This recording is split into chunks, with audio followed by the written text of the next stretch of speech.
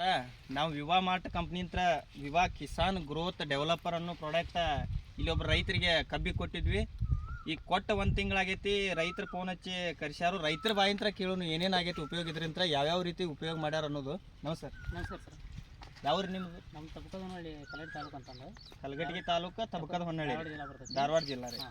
ಈಗ ನಮ್ಮ ಪ್ರಾಡಕ್ಟ್ ಉಪಯೋಗ ಮಾಡಕತ್ತ ಎಷ್ಟು ದಿನ ಆತ್ರಿ ನೀವು? ನಾವು ಪ್ರಾಡಕ್ಟ್ ಉಪಯೋಗ ಮಾಡಿ ಒಂದು ತಿಂಗಳಾಯ್ತು ನೋಡಿ ಸರ್. ಒಂದು ತಿಂಗಳಾಯ್ತು ಪ್ರಾಡಕ್ಟ್ ಉಪಯೋಗ ಮಾಡಕತ್ತ. ನಮ್ದು ಯಾವ ರೀತಿ ನೀವು ಈಗ ಈ ಪ್ರಾಡಕ್ಟ್ ಉಪಯೋಗ ಮಾಡಿಂದ ರೀ ಸರ್ ನಾವು ಯಾವುದು ಗೊಬ್ಬರ ಆಗಲಿ ಏನೂ ಬೆಳೆಸಿಲ್ಲ. ಹೆಂಗೆ ಹಾಕಿ ಕಬ್ಬು ಹಂಗೈತಿ.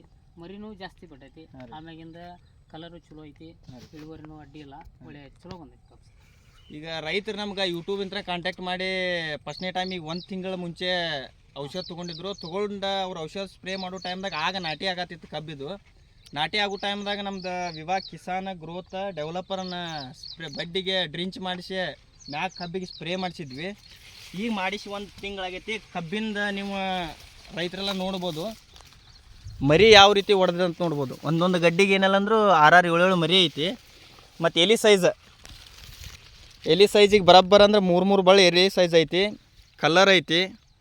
ಯಾವುದೇ ರೀತಿಯ ರಾಸಾಯನಿಕ ಬಳಸಿಲ್ಲ ಇವ್ರ ಪ್ಲಾಟಿಗೆ. ಅದಕ್ಕೆ ಎಲ್ಲ ರೈತ ಬಾಂಧವರು ಈ ವಿವಾ ಕಿಸಾನ್ ಪ್ರಾಡಕ್ಟ್ ಆದ ಗ್ರೋತ್ ಕಿಂಗ್ ಡೆವಲಪರನ್ನು ಕಬ್ಬಿಗೆ ಬಳಸಿರಿ. ಕಡಿಮೆ ಖರ್ಚಿನಲ್ಲಿ ಹೆಚ್ಚಿನ ಇಳುವರಿ ಪಡೆಯಬಹುದು ಅಂತ ಹೇಳ್ತೀನಿ. ನಮಸ್ಕಾರ.